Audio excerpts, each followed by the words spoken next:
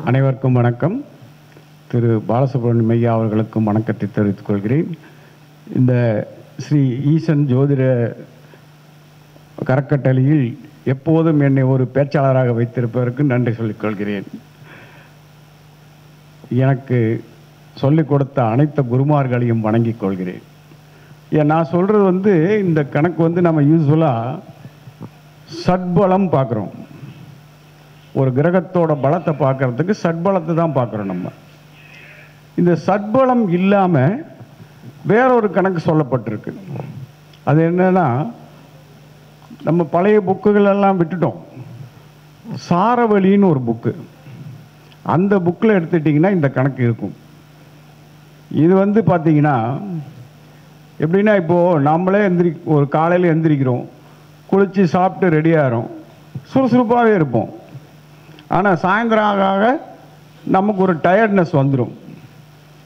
இது மாதிரி தான் கிரகங்களுக்கும் இருக்கும் அப்படின்னு அந்த சாரவழி புத்தகத்தில் சொல்லப்பட்டிருக்கு. குறைந்த டிகிரியில் இருக்க கிரகங்கள் நல்ல பலமாகவும், அதிக வகை வாங்கின கிரகங்கள், இப்போ நம்மளே சொல்கிறோம் எஜ்ஜில் இருக்க கிரகம் சரியாக வேலை செய்யாதுன்னு சொல்கிறோம் இல்லையா, அதையத்தான் அவங்க பர்டிகுலராக எடுக்கிறாங்க. அதே மாதிரி ஒரு கிரகத்துக்கு 27 அவஸ்தைகள் இருக்குது அப்படின்றத சொல்கிறாங்க. 27 அவஸ்தைகள் அப்படிங்கிறத 27 நிலைகள். அதில் இது நம்ம எப்பவும் போல் நம்ம எப்படி இருக்கிறோமோ அதே மாதிரி தான் கிரகங்களை இயங்கும் அப்படிங்கிறது தான் அவங்க சொல்லப்பட்டிருக்க கருத்து. அது என்னன்னு பார்த்தீங்கன்னாக்கா, இப்போ இது நாம் எப்படி கணக்கு போடுறது, எப்படி இதை பார்க்கறது அப்படிங்கிற பட்சத்தில் ஃபஸ்ட்டு லக்னம் எடுத்துக்கிறோம். அடுத்தது ஒரு கிரகம் அது எங்கே நிற்கிது, எந்த கிரகத்துக்கு அந்த பலத்தை பார்க்கணுமோ அந்த கிரகம் எங்கே நிற்கிதுன்னு பார்க்குறோம். அப்படி பார்க்குறப்போ இந்த லக்னம் காலபுருஷனுக்கு எத்தனாவது இடத்துல இருக்குது அது மெயினாக பார்த்துக்கணும். இப்போ ஒரு விருச்சிக லக்னம் அப்படின்னா காலபுருஷனுக்கு 8வது இடத்துல இருக்கும். அதே மாதிரி பார்த்தீங்கன்னா ஒரு கிரகத்தை எடுக்கிறோங்க. அந்த கிரகத்தை எடுத்தீங்க அப்படின்னா, இப்போ நம்ம பார்க்கக்கூடிய கிரகம் ஏதோ ஒன்று இருக்கட்டுமே, அந்த கிரகம் எந்த ராசியில் நிற்கிது, அதுவும் அந்த மேஷத்திலிருந்து நம்ம எண்ணக்கூடாது. அதை லக்னத்திலிருந்து எண்ணிக்கணும். லக்னத்திலிருந்து எத்தனாவது இடத்துல இருக்குது அப்படிங்கிறத எடுக்கணும். லக்னத்தை மேஷத்திலிருந்து எத்தனாவது இடம்னு பார்க்கணும். நம்ம எந்த கிரகத்துக்கு பலம் எடுக்கிறோமோ அந்த கிரகத்தை லக்னத்திலிருந்து எத்தனாவது இடத்துல இருக்குன்னு பார்க்கணும். இப்போ இந்த ரெண்டையும் கூட்டிக்கணும். இது கொஞ்சம் கணக்கு தான். ரெண்டையும் கூட்டிட்டு அதை 2ஆல் பெருக்கணும். வந்த விடையை எந்த கிரகத்து பார்க்குறோமோ அந்த கிரகத்தோட திசா புத்தி எத்தனை வருஷம் அதால் பெருக்கணும். அதால் பெருக்கிட்டு வந்த தொகையை 27ஆல் வகுக்கணும். அதாவது நட்சத்திரங்கள் 27, அது 27ஆல் வகுக்கணும். வகுக்கிறப்போ இன்னொரு தான் சொல்லிடுறேன் நான் வேணா. ஆமாம், அதாவது ஒரு கிரகத்தின் பலம் அந்த ஜாதகத்தில் எவ்வளவு இருக்கு அப்படின்னு பார்க்கறதுக்கு, அதாவது ஃபர்ஸ்ட்லேருந்து தான் சொல்கிறேங்க. அதாவது ஃபஸ்ட்டு லக்னமும் எந்த கிரகத்துக்கு பார்க்குறோங்கிறதும் வேணும். லக்னம் என்கிறது காலபுருஷ தத்துவப்படி எத்தனாவது வீடு, மேசத்திலிருந்து எத்தனாவது வீடுன்னு பார்த்துக்கணும். அடுத்தது நம்ம எந்த கிரகத்துக்கு பார்க்குறோமோ அந்த கிரகம் லக்னத்திலிருந்து எத்தனாவது இடத்துல இருக்குன்னு பார்க்கணும். அதாவது லக்னத்தை மேசத்திலிருந்து பார்க்கணும், கிரகத்தை லக்னத்திலிருந்து பார்க்கணும். இப்போ இது ரெண்டையும் கூட்டிக்கணும். கூட்டுறப்போ ஒரு விடை வரும். அதை 2ஆல் பெருக்கணும். 2ஆல் பெருக்கிட்டு அதில் வந்த விடையை நம்ம எந்த கிரகத்துக்கு பார்க்கிறோமோ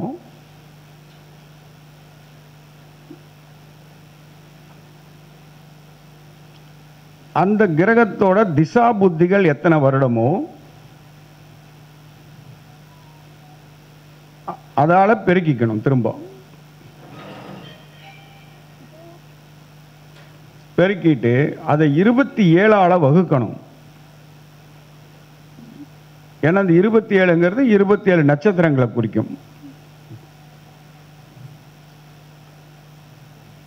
லக்னம் நிற்கக்கூடிய வீடு மேசத்திலிருந்து எத்தனாவது வீடு, கிரகம் எந்த கிரகத்துக்கு பலன் பார்க்குறோமோ அந்த கிரகம் லக்னத்திலிருந்து எத்தனாவது வீடு, இது ரெண்டையும் கூட்டி அதை 2ஆல் பெருக்கி நீங்கள் எதுக்கு பார்க்குறீங்களோ அதுக்கு. இப்போ சூரியனுக்கு பார்க்குறீங்கன்னா சூரியன் எத்தனாவது வீட்டில் இருக்குது, சனிக்கு பார்த்தீங்கன்னா சனி எத்தனாவது வீட்டில் இருக்குன்னு பார்த்துக்கணும்.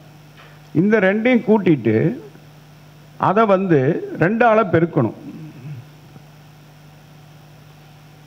2ஆல் பெருக்கிட்டு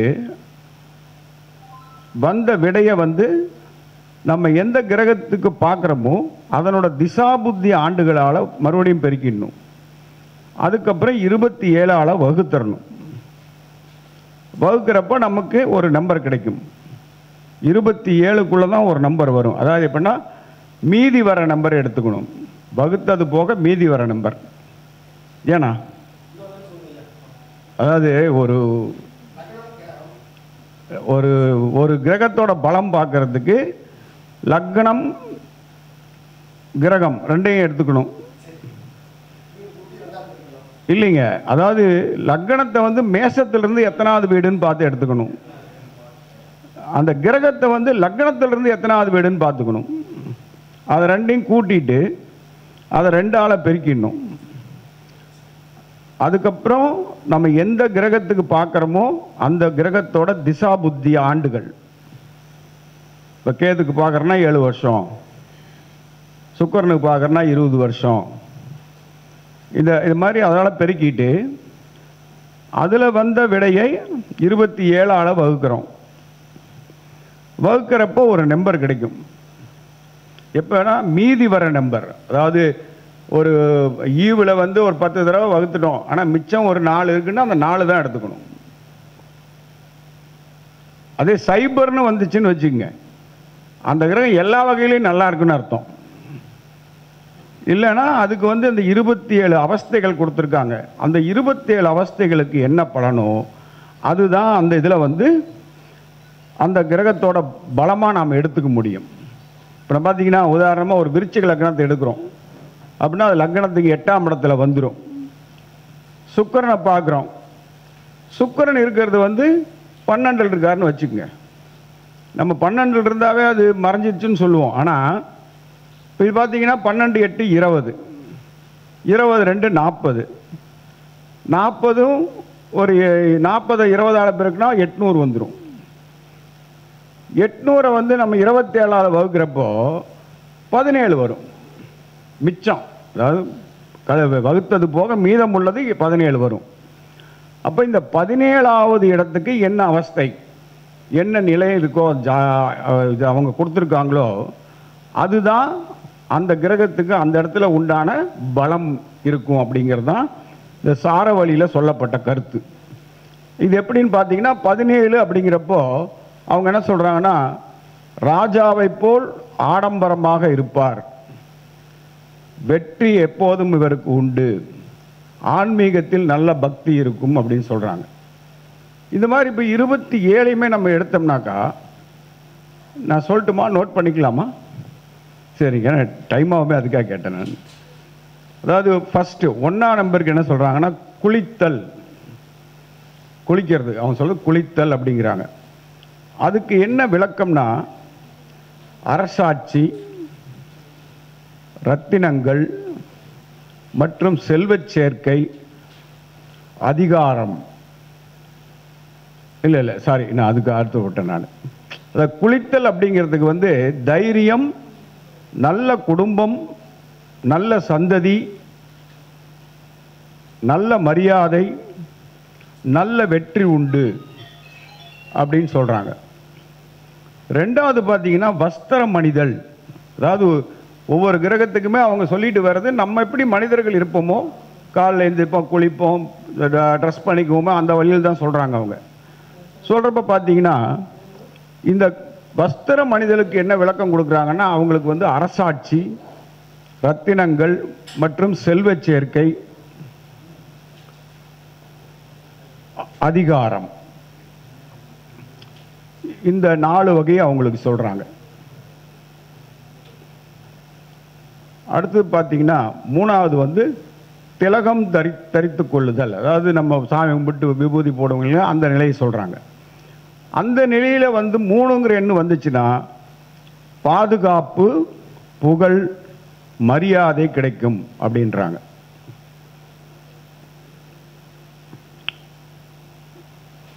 4ன்னு வந்துச்சுன்னா அதுக்கு என்ன சொல்கிறாங்கன்னா ஜபம்னா நம்ம சாமி கும்பிட்றது, மந்திரங்கள் சொல்லி சாமி கும்பிட்றது, தேவதையை காணுதல், அதாவது கடவுளை கண்ணில் பார்க்குற மாதிரி ஒரு நிலையை அடையிறது. இப்போ நம்ம சாமி திலகம் வைக்கிறப்போ அந்த மாதிரி ஒரு எண்ணம் வரும் இல்லையா, அதை தான் அவங்க சொல்கிறாங்க 4ஆம் நிலையா. இதுக்கு விளக்கமாக என்ன சொல்கிறாங்கன்னா எதிரியை வெல்லுதல், நிலம் மற்றும் வாகனம் கிடைத்தல் அப்படின்னு சொல்கிறாங்க.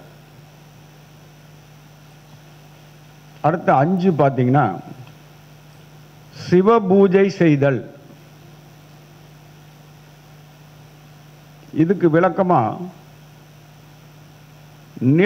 நிலபுலன்களிலிருந்து லாபம் வரும்,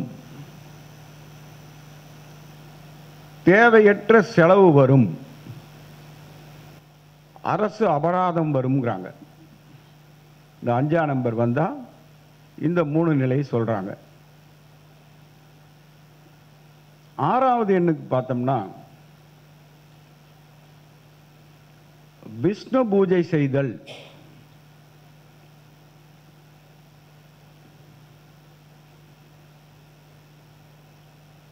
இதுக்கு விளக்கமா அவங்க என்ன சொல்றாங்கன்னா அரசாட்சி, நிலம், செல்வம் மற்றும் செழிப்பு கிடைத்தல் அப்படின்னு சொல்றாங்க. அடுத்து 8வதா பார்த்தீங்கன்னா 7க்கு விஷ்ணு பூஜை செய்தல். சாரி, நான் ஒரு பாயிண்டை விட்டுட்டேன் போல. 6வதுல வந்துங்க ஆராதனம் செய்தல் சொல்றாங்க. ஏன்னா இது முந்தானத்து தான் நான் படித்தேன். எதுல இருந்து 6வது வந்துங்க ஆராதனம் செய்தல், அதாவது நம்ம கற்பூர ஆராய்ச்சி செய்யும் இல்லையா, அந்த மாதிரி ஒரு நிலை. இதுக்கு வந்து அவங்க என்ன சொல்றாங்கன்னா துயரம், தேவையற்ற சேர்க்கை,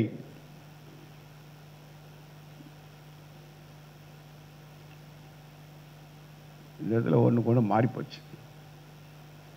7வது விஷ்ணு பூஜை செய்தல்.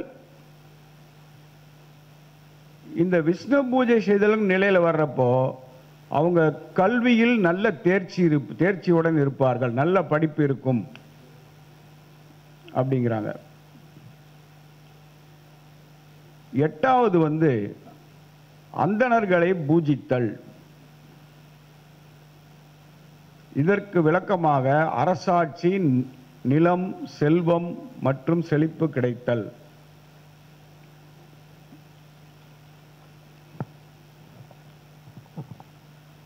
ஒன்பதாவது பார்த்தீங்கன்னா அங்கதான் நமஸ்கரித்தல்னு வருது.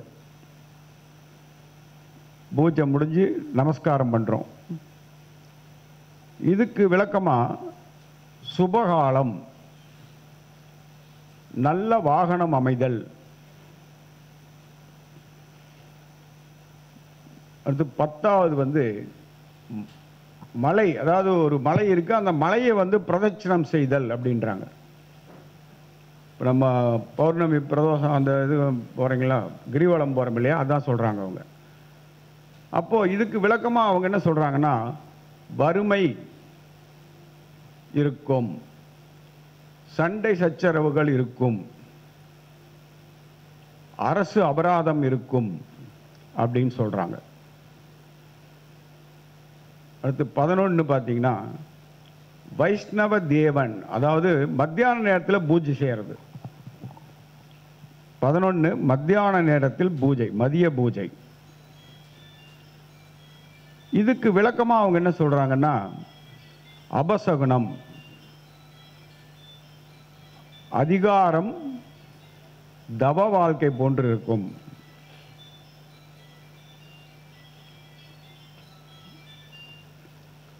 அடுத்து 12 அதிதியை பூஜை செய்தல், அதாவது அதிதியை பூஜித்தல். அதிதின்னு ஒரு தெய்வம் இருக்கு இல்லையா, நம்ம சொல்கிறோம். அந்த அதிதியை பூசிக்கிறது வந்து மகிழ்ச்சி, கல்வி, பொக்கிஷம் கிடைத்தல். 13 சாப்பிடுதல். இதுக்கு விளக்கமா மகிழ்ச்சி, இந்திரியங்கள் செயலிழப்பு. அதாவது இந்திரியங்கள் செயலிழப்புனா அந்த நேரத்தில் உடலுறவு கொள்ளுதல் அப்படின்றாங்க.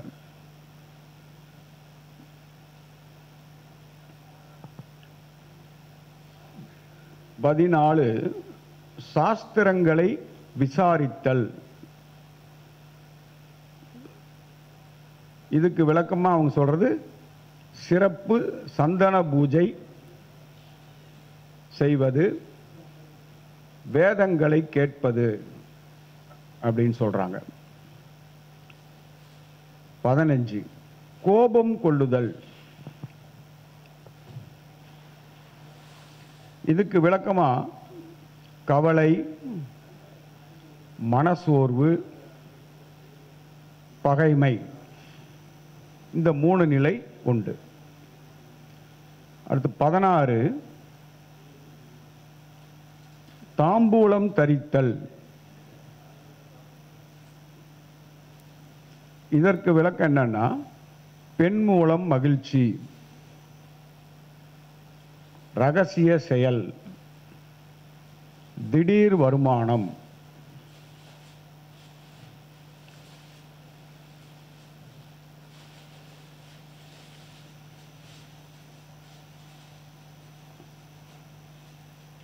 அடுத்து 17 ராஜாவை போல் ஆடம்பரமாக இருத்தல். இதுக்கு விளக்கம் வெற்றி, ஆழ்ந்த பக்தி.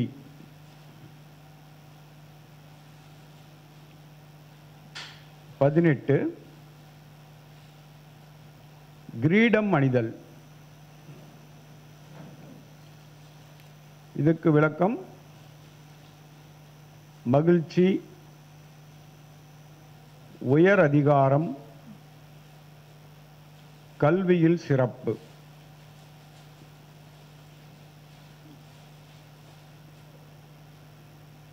19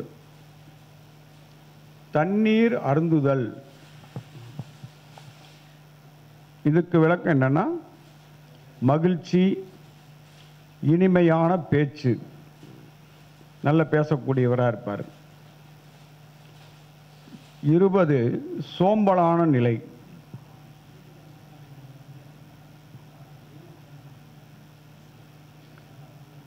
இதுக்கு விளக்கம் என்னன்னா பயம்,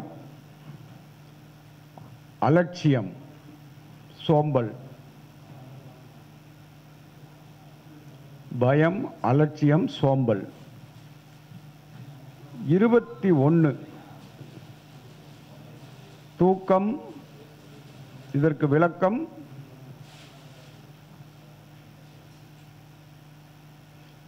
மகிழ்ச்சியின்மை, அதிக கோபம். 22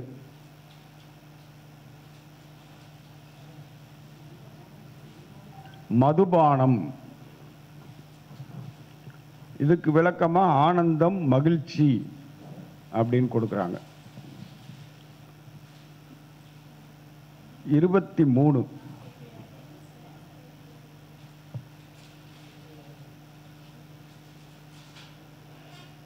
வாசனை திரவியங்களை பூசிக்கொள்ளுதல்.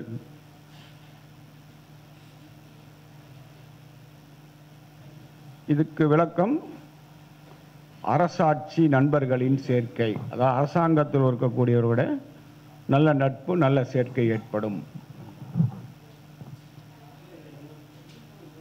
24 பொருள் ஈட்டுதல், பெண்களுடன் பேசுதல் அப்படின்னு 2 நிலை கொடுக்குறாங்க. இதுக்கு விளக்கமா மகிழ்ச்சி, மரியாதை, செல்வம் இதெல்லாம் கிடைக்குன்றாங்க.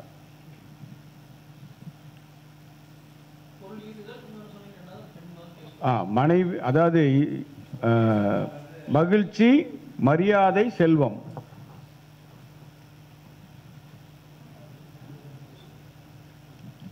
அடுத்து 25 புகழ். அந்த அந்த அவஸ்தைக்கு பேரு புகழ். இதுக்கு விளக்கமா அவங்க என்ன சொல்றாங்கன்னா, மகிழ்ச்சி மனைவி பிள்ளைகளிடம் கிடைத்தல். மனைவி பிள்ளைகளோட ஒரு மகிழ்ச்சியான நிலை இருக்கும். ஆனால் இவர் செய்கிற வேலையில இடையூறு வரும் அப்படின்னு சொல்றாங்க. 26 பார்த்தீங்கன்னா ஆழ்ந்த தூக்கம். இதுக்கு விளக்கம் மகிழ்ச்சி இழப்பு, மகிழ்ச்சி இல்லாத நிலை, அரசு அபராதம் வரும். 27 ரத்தின பரிசோதனை. வைரம், வைடூரியம், தங்க பரிசோதனை அதுக்கு சொல்றாங்க. அதுக்கு என்ன விளக்கம்னா, செல்வம் கீழ்மட்ட சந்ததிகளுடன் தொடர்பு அப்படின்றாங்க. செல்வம் சேரும் கீழ்மட்ட சந்ததிகளுடன் ஒரு தொடர்பு வருங்கிறாங்க.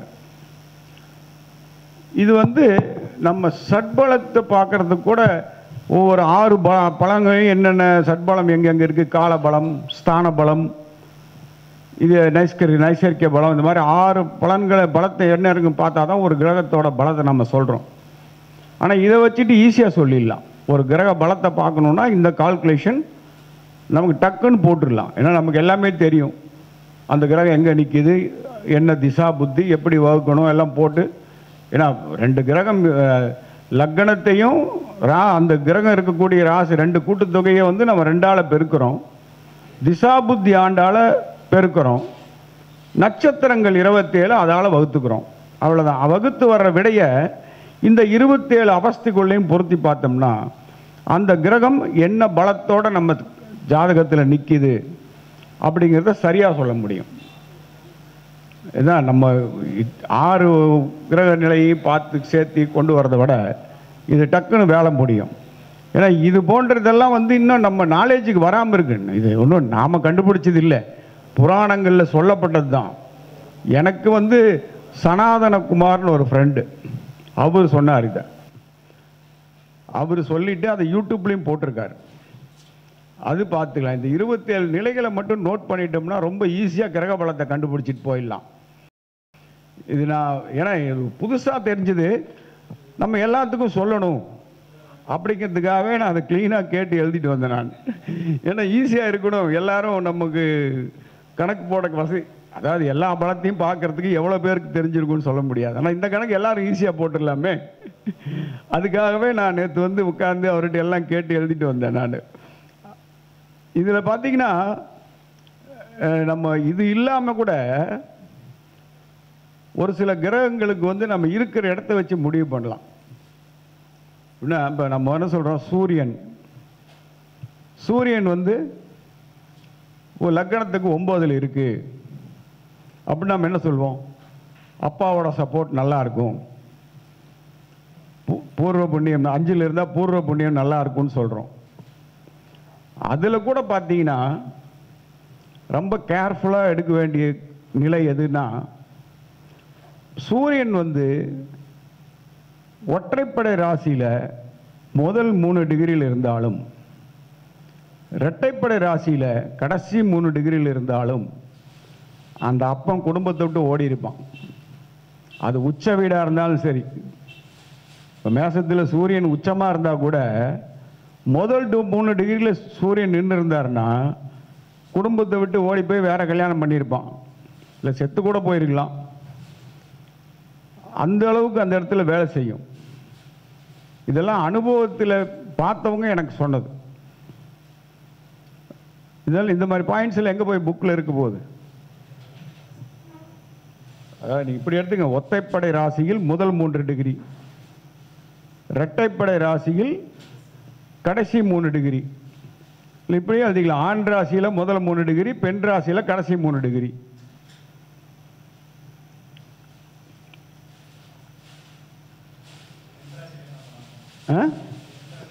எல்லாம் ஒரே பலன்தான். அவங்க அப்பா வீட்டை விட்டு ஓடி இருப்பான், வேற கல்யாணம் பண்ணியிருப்பான். அந்த ஜாதகருக்கு அப்பனால பிரயோஜனம் இல்லை அப்படிங்கிறது அதில் வருது. அதே மாதிரி பார்த்தீங்கன்னா எல்லாரும் இந்த புணர்ப்பு தோஷம் அப்படிங்கிறத பற்றி பேசுகிறோம். புணர்ப்பு தோஷம் என்ன செய்யும்? திருமணத்தை தாமதப்படுத்தும். நான் அதுக்கு அப்படி சொல்கிறதே இல்லை. புணர்ப்பு தோஷம் உள்ளவங்களுக்கு வாழ்க்கையில் ஒரு அனுபவத்தை கொடுக்கும், அதுக்கப்புறம் திருமணம் பண்ணி வைக்கும். லேட்டாக தாமதமாக திருமணம் அத்தனை பேரும் பொண்டாட்டி பிள்ளையோட சந்தோஷமாக தான் இருப்பாங்க, நல்ல வேலை அமைஞ்சிருக்கும். அதுக்காக தான் புணர்ப்பு தோஷமே அந்த ஜாதகருக்கு வருதுன்னு நான் சொல்கிறேன். எதையுமே பாசிட்டிவ் திங்கிங்கில் கொண்டு போகணுமில்ல. எல்லாமே உங்களுக்கு புணர்ப்பு தோஷம் வச்சு கல்யாணம் லேட் ஆகும் அப்படின்னு சொன்னால் ரைட். ஏன்? அதாவது புணர்ப்பு தோஷம் எங்கே இருந்தாலும் சரி, எந்த கட்டத்தில் புணர்ப்பு தோஷம் இருந்தாலும் தான் அனுபவம் வந்ததுக்கப்புறம் கல்யாணத்துக்கு அப்புறம் அவங்க தோக்கிறது இல்லை. நீங்கள் புணர்ப்பு தோஷம் இருக்கும், எத்தனை ஜாதகமான எடுத்து பாருங்கள், பிரிவினை வராது. அதே மாதிரி அவங்க தொழில் நல்லா இருக்கும், வேலைக்கு போனால் கூட நல்ல பேரோட வேலை செய்வாங்க. இந்த புணர்ப்பு தோஷத்தை நீங்கள் அப்படி பார்க்கலாம். அதே மாதிரி சனி எந்த வீட்டில் இருக்காரோ அந்த வீடு லக்னத்துக்கு எந்த பாகமோ அது என்ன உயிர் காரகத்துவமோ அந்த உயிர் காரகத்துவம் சம்பந்தப்பட்ட வீட்டில் ஒரு துர்மரணம் நடந்திருக்கும், கண்டிப்பாக இருக்கும். 7ஆம் இடத்துல சனி இருக்காருன்னா அவனுக்கு ஒரு துர்மரணம் நடந்த வீட்டில் தான் பொண்ணு அமையும், இல்லைன்னா பொண்ணு அமையாது. நீங்கள் எவ்வளோ வேணால் பார்த்துக்கலாம். இதெல்லாம் சாதாரண சமாச்சாரம் இல்லைங்க. நம்ம நிறையா பேர்த்துட்டு பேசுகிறோம், ஐயா மாதிரி நிறையா பேர்த்துட்டு பேசுகிறப்போ ஒவ்வொருத்தரும் ஒன்று சொல்லித்தராங்க நமக்கு. அதை நான் எல்லாத்துக்கும் சொல்லிடுறது.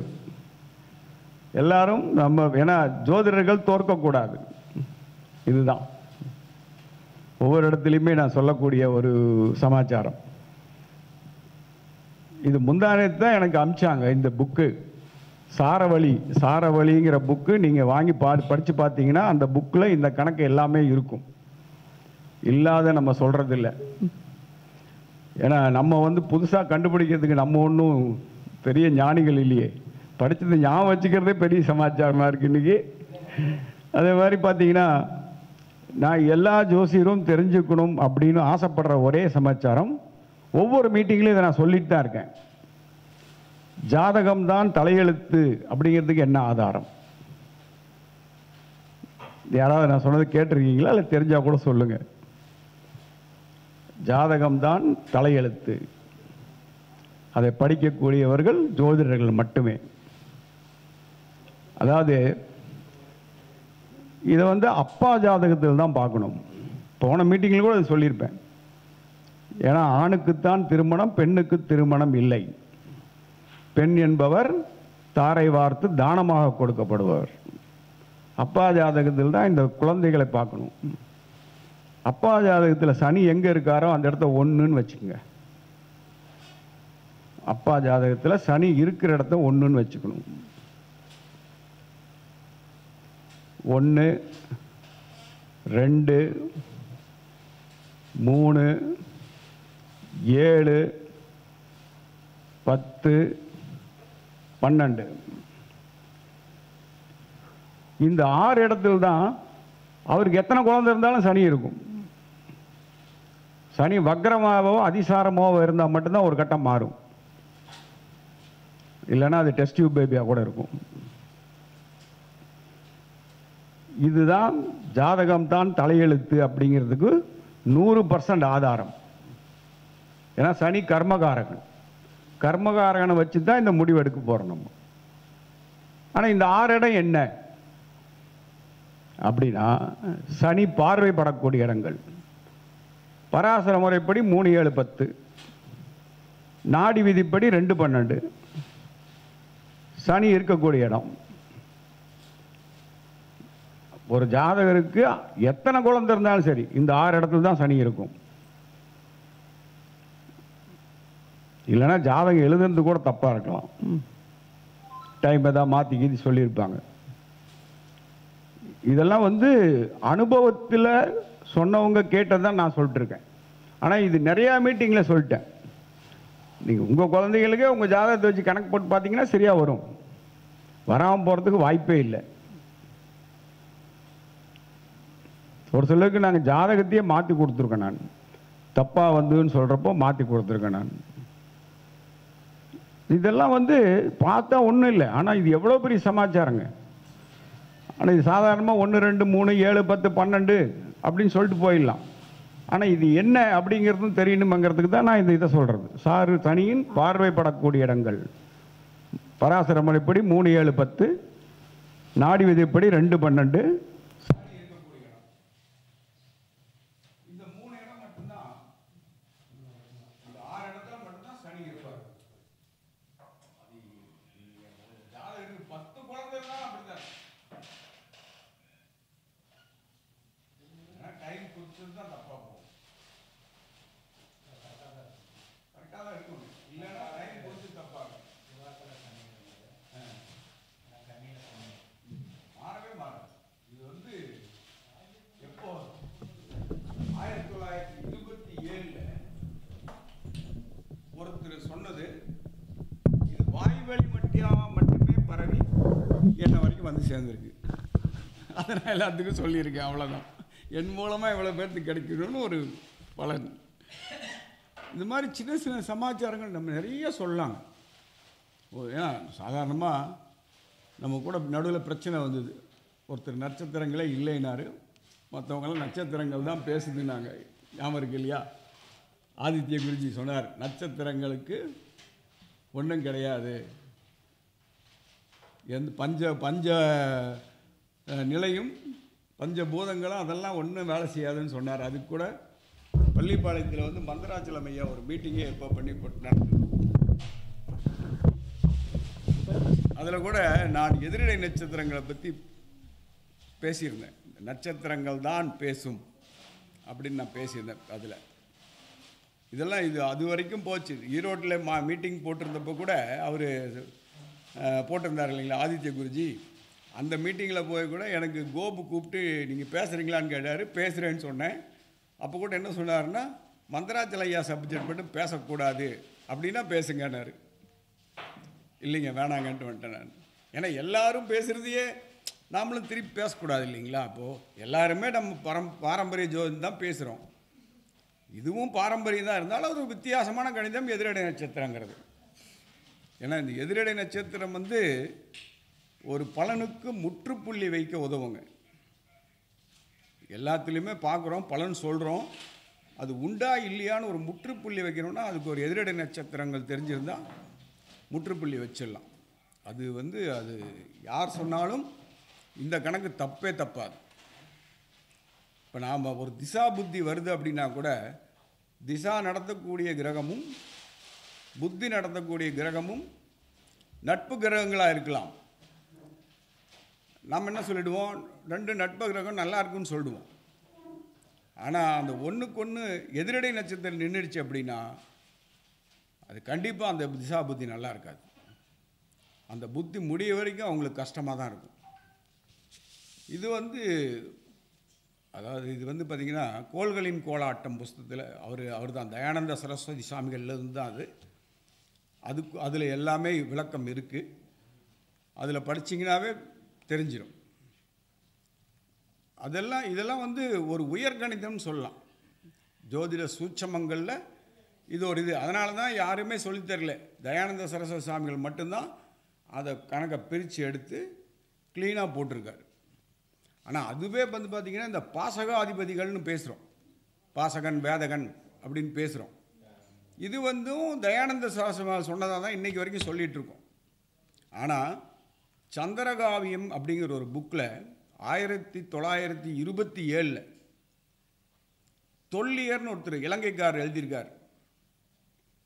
இதெல்லாம் இந்த புக்கெல்லாம் எவ்வளோ பேர்த்துட்டு இருக்குன்னு தெரியல. சந்திரகாவியம் 1927 தொல்லியரால் எழுதப்பட்டது. ஸ்ரீலங்காக்காரர் அவர். அந்த புக்கில் அவர் சொல்லியிருக்கார் இந்த பாசகாதிகள் பற்றி. அதில் பேசியிருக்கார். அவ்வளோ ஒரு சிறப்பான இதெல்லாம் அந்த காலத்திலே சொல்லியிருக்காங்க. நம்ம வர வர வர வர நம்ம வந்து ஷார்ட்கட்டில் போயிட்டோம், அந்த பழசெல்லாம் எடுக்கிறத விட்டுட்டோம். அதனால தான் இப்போ இதெல்லாம் புதுசாக தெரியுது நமக்கு. கோள்களின் கோலாட்டம் புக்கு நமக்கு புதுசாக தெரியுதுன்னா அது காரணம் பழசை நம்ம பார்க்காது தான் காரணம். அவர் ஒருத்தர் தான் அதை பார்த்து பிரித்து எடுத்து கொடுத்துருக்காரு. அதுவும் பராசர முறை தான், நம்ம பார்க்காத ஒரு இடத்த அவர் பார்த்துருக்கார். அதே மாதிரி ஒவ்வொரு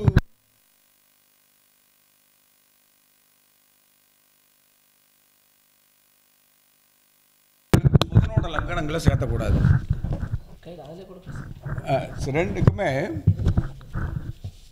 செவ்வாயோட லக்னங்களுக்கு புதனோட லக்னங்களை சேர்த்தக்கூடாது.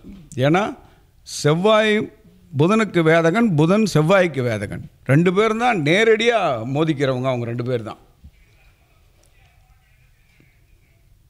ஒவ்வொரு இடத்துலையுமே இதையும் அந்த திருமண பொருத்தில் மேட்ச் பண்ணிட்டீங்கன்னா அருமையாக வரும், அந்த ஜோடிகள் பிரிய வாய்ப்பே இல்லை. அதே மாதிரி எதிரடை நட்சத்திரத்துலேயும் நீங்கள் வந்து பார்த்துக்கணும். ஒருத்தரோட ஜென்ம நட்சத்திரத்துக்கு எதிரடையில் இன்னொருத்தரோட ஜென்ம நட்சத்திரம் வரக்கூடாது. ஆணுக்கு பெண்ணோ பெண்ணுக்கு ஆணோ 2 பேரும் எதிரடை நட்சத்திரத்தில் ஒருத்தருக்கு ஒருத்தர் வரக்கூடாது. கண்டிப்பாக வந்துன்னா 1 வருஷத்தில் டைவர்ஸ், மாற்றமே கிடையாது. நீங்கள் எழுதிக்கலாம். டைவர்ஸ் அந்த ஜாதகத்தெல்லாம் வாங்கி வெரிஃபை பண்ணி பாருங்கள். இந்த மாதிரி ஒரு நிலை இருக்கும். பாசகன் வேதகன்லேயோ அல்லது எதிரிடையிலையோ ஒரு நிலை கண்டிப்பாக இருக்கும், இல்லாமல் அது நடக்காது. இது நான் வந்து 2-3 ஜாதகத்தில் நான் இதை பார்த்துருக்கேன், கரெக்டாக தான் வருது. இந்த திருமண பொருத்தத்தில் இது ரொம்ப அருமையாக வேலை செய்யுதுங்க. அப்புறம் வேறு என்ன சொல்லலாம், வேறு அடுத்த யாராக பேச சொல்லலாம். எனக்கு பேச வாய்ப்பளித்தமைக்கு ஐயா காணமே வரட்டும். சரிங்க. அப்போது இன்னும் ஒன்று வேணால் சொல்கிறேன் நான். இப்போ நம்ம ஜாதக பொருத்தத்துக்குன்னு போகிறப்போ 10 பொருத்தம் பார்க்குறாங்க, அது 10 பொருத்தங்கள் தேவையில்லைன்னு ஒரு சில குரூப் பேசிகிட்டு இருக்காங்க. நான் என்ன சொல்கிறேன்னா 10 பொருத்தங்களும் வேணும், அதே மாதிரி கட்டத்துலேயும் பொருத்தங்கள் வேணும். இப்போ நம்ம வந்து ராகு இருக்கிற இடத்துல ராகுவோ கேது இருக்கிற இடத்துல கேதுவோ இருக்கிற ஜாதகங்களை சேர்த்தக்கூடாதுன்னு சொல்கிறோம். ஆனால் இந்த ராகுவும் கேதுவும்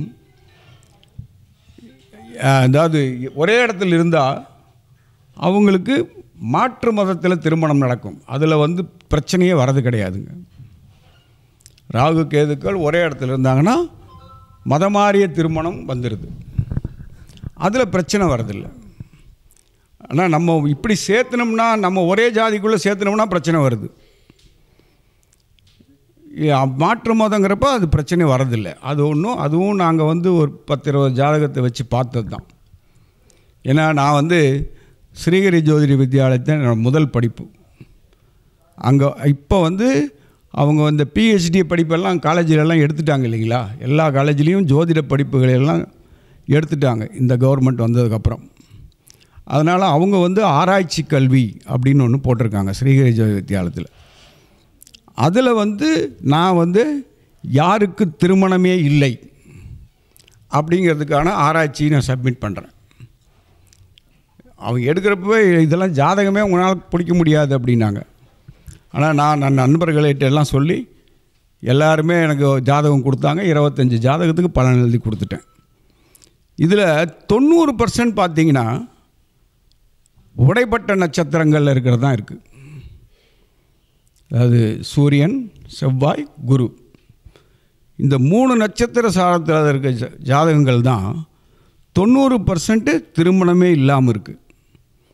எத்தனையோ விதிகள் இருக்கலாம் திருமணம் இல்லாமல் போகிறதுக்கு, ஆனால் இந்த நட்சத்திரங்கள் தான் 90% பாதிக்குது.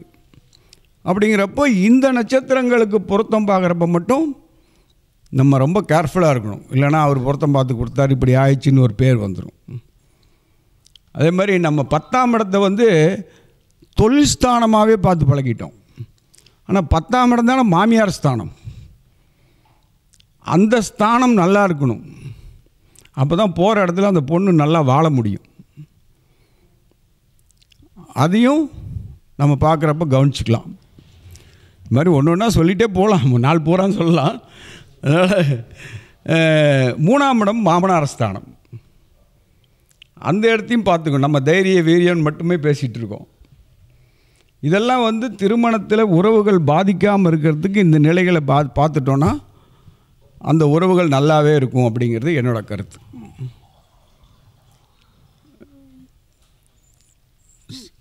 வேறு என்ன சொல்லலாம் ஐயா, நான் முடிச்சுக்கிட்டேன். எனக்கு பேச வாய்ப்பளித்தமைக்கு பாலசுப்ரமணியம் ஐயா அவர்களுக்கு நன்றியை தெரிவித்துக் கொள்கிறேன்.